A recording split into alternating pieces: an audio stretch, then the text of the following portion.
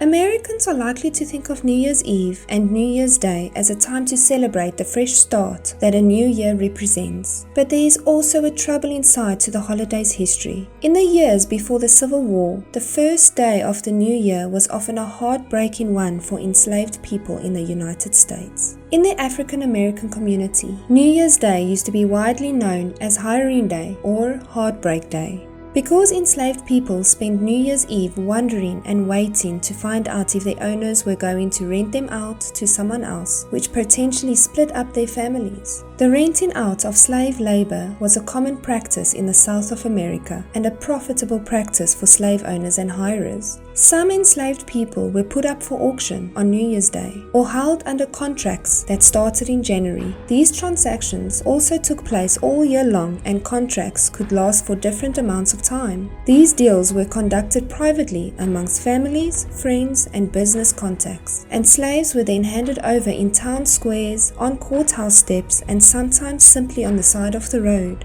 Accounts of the cruelty of Hiring Day come from records left by those who secured their freedom, who described spending the day before January the 1st, desperately hoping and praying that their hirers would be humane and that their families would stay together. A slave named Lewis Clark said in an 1842 account, "Of all the days in the year, the slaves dread New Year's Day the worst of any."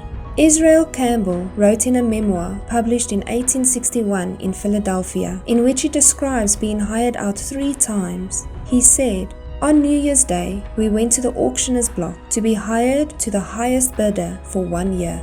A former slave known as Sister Harrison said in an interview in 1937, "That's where that saying comes from, that what you do on New Year's Day, you'll be doing for the rest of the year." Enslaved people who attempted to resist going to their new masters were whipped and thrown in jail until they relented and promised not to run away during the new arrangement.